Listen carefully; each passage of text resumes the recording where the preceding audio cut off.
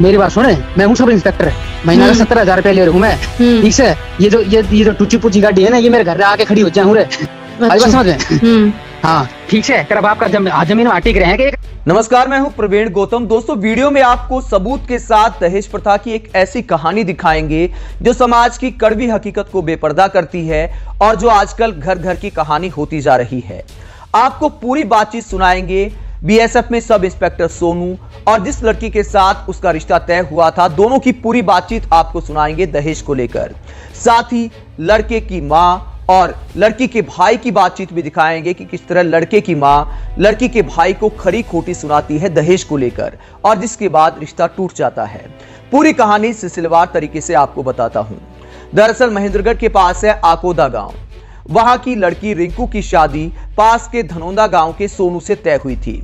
Sonu BSF में sub inspector है, 70,000 रुपए सैलरी लेता है और शायद इसी बात का घमंड सिर पर सवार हो गया। 20 नवंबर को रिंकू के घर वाले लगन लेकर सोनू के घर जाते हैं और उसके बाद जो सामान दिया गया, जो गाड़ी दी गई और जिस तरह का सामान दिया गया, उससे नाराज होकर बीएसएफ सब इंस्पेक्टर लड़की को क्या कहता है, जरा सुनिए। हाँ बोल। फोन क्यों काट दियो? पापा था, बोलिए। हाँ तो ये बताओ, ये भी इतनी बेइज्जती कर रहा हो तो बच्चे तो और भी बेइज्जती करो। एक बात बता, मेरे तनु बता, क्या चीज में पूछी थी के ना पूछी है? के पूछ नू बता पहले मेरे तो। मन शर्म का डिग ना पूछी के पूछी तने ते तो बताई ना थी। के बताई थी? के बताई थी? सारी हिंट दी थी, कोई तो बात ना हो या मामला में। के बात कर रही है? ते तो बात बताई ना थी। मतलब तो क्या बोली थी? के बोली थी? हाँ के बात बोला था? हाँ के बात बोली थी तने मेरे तो क्या बताई थी? सारी हिंट दी थी, समझी को हिंट दियो तो मैं ना समझी तो के हुआ होगी खुद को। तू तो समझन खातर के पर नोट देना पड़ेगा के तेरे पे। पर नोट को नहीं खुल कर बात करा करी तो खुल के बात या बात कान करनी चाहिए। आपने करनी चाहिए। तने मेरे तो पूछी थी करेटा के रहे, मैं तेरे तो क्या बताई थी? करेटा बताई थी कि ना बताई थी? ना बताई थी। उसके बाद तो मेरे टाटा हेरे बताई थी ना बताई थी। अच्छा है, हम और आधा खुल के क्या बात होगी? तो फिर ना गाड़ी उनकी जगह करेटा जगह दे रहा था, वो में क्या दिक्कत कौन सी? या मेरी बात सुने, मैं हूँ सब इंस्पेक्टर, महीना का 70,000 रुपया ले रहा हूँ मैं। ठीक है, ये जो टूची पूची गाड़ी है ना, ये मेरे घर आके खड़ी हो जाए रे।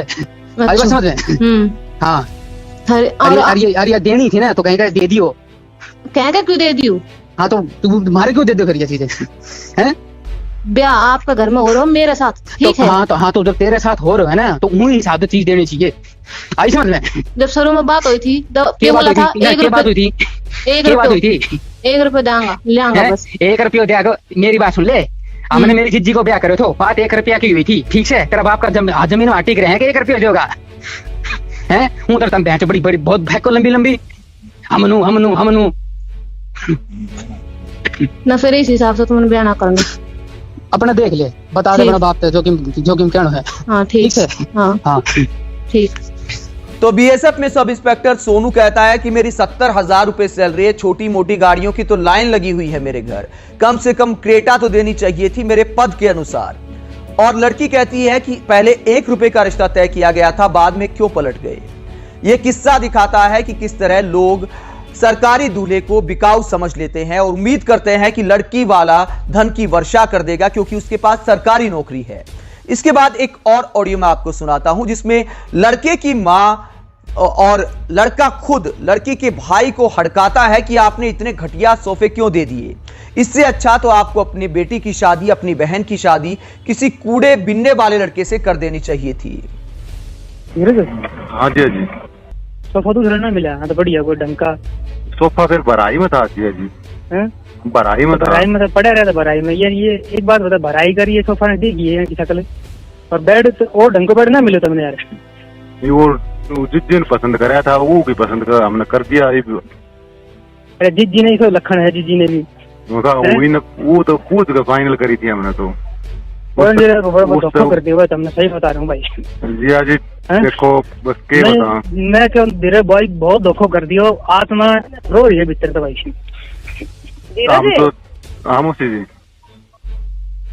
हम तो एक किस्म को धक्को मार रहा छोरी का जन तो पड़ोसी है की हो कर रहा तो सामान देख ले, मेरा घर में सब की नहीं खाली मैंने बेरा नहीं थी, मेरा सामान उल्टा लगवा दी, मेरा घर में सब की नहीं बेचा का सामान ठाई ले मोसी सारी चीज हमने जी तो पूछ के फाइनल करके जब करी थी नहीं जब सरकार में गुंजाइश नहीं थी तो कमी दे दियो कागज तो गुनिया के तब नौकरी आल को देखा था इसे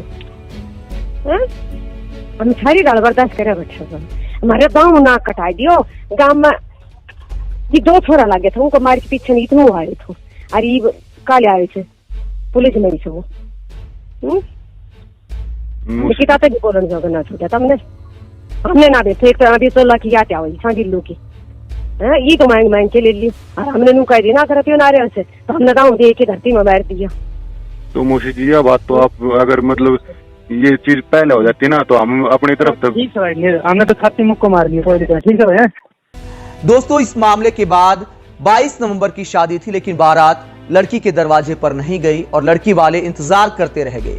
बारात दरवाजे पर नहीं आई तो उसके अगले दिन महापंचायत हुई और उसके बाद केस दर्ज कराया गया। सारे सबूत ऑडियो में सामने हैं। मां और बेटे के खिलाफ केस दर्ज कर लिया गया है और अब बीएसएफ में सब इंस्पेक्टर का जो पद लड़के के दिमाग पर सवार था उसकी हेकड़ी निकलने वाली है और अब नाम रोशन हो गया। अब पूरे देश में थू थू हो रही है और बीएसएफ की वर्दी का भी अपमान किया है एक तरह से इस लड़के ने दहेज मांगकर। बीएसएफ वाले देश की रक्षा करते हैं और यहां पर एक बेटी की जिंदगी जो है वो इस तरह तबाह कर दी गई कि बारात रिश्ता तय होने के बाद, लगन होने के बाद अगर दरवाजे पर नहीं जाती है तो क्या गुजरी होगी उस बेटी के मन पर। और ये पूरा मामला दिखाता है कि किस तरह दहेज प्रथा लड़कियों के लिए अभिशाप बनती जा रही है और इसमें बड़े लोगों का भी योगदान। एक उदाहरण मैं आपको देता हूं। अभी थोड़े दिन पहले जाने माने क्रिकेटर राहुल तेवतिया की शादी थी। उस शादी में वधू पक्ष की तरफ से गए दीपेंद्र हुड्डा और वर पक्ष की तरफ से गए मोदी सरकार में मंत्री कृष्णपाल गुर्जर और दीपेंद्र हुड्डा से वधू पक्ष की तरफ से वर पक्ष के कृष्णपाल गुर्जर की मिलाई कराई गई सोने की चेन से। हंसते हुए दोनों की फोटो आप देख सकते हैं और ये किस्सा दिखाता है कि बड़े लोग जो दिखावा करते हैं उसमें मिडिल क्लास भी पिसता जा रहा है। लोग दिखावे की तरफ भागते हैं और जब जाने माने लोग ऐसा करेंगे तो दहेज प्रथा को बढ़ावा ही मिलेगा। क्या कृष्णपाल गुर्जर जी को सोने की चेन की आवश्यकता थी या फिर ये सारा कार्यक्रम बड़ाई के लिए आयोजित किया गया कि देखिए हमारी शादी में नेताओं की भी मिलनी सोने की चेन से की गई। ये जो दिखावा है ये अपर क्लास से मिडिल क्लास और मिडिल क्लास से और नीचे की क्लास में आता है। तो इसीलिए दहेज का जो दिखावा है वो आए दिन बढ़ता जा रहा है।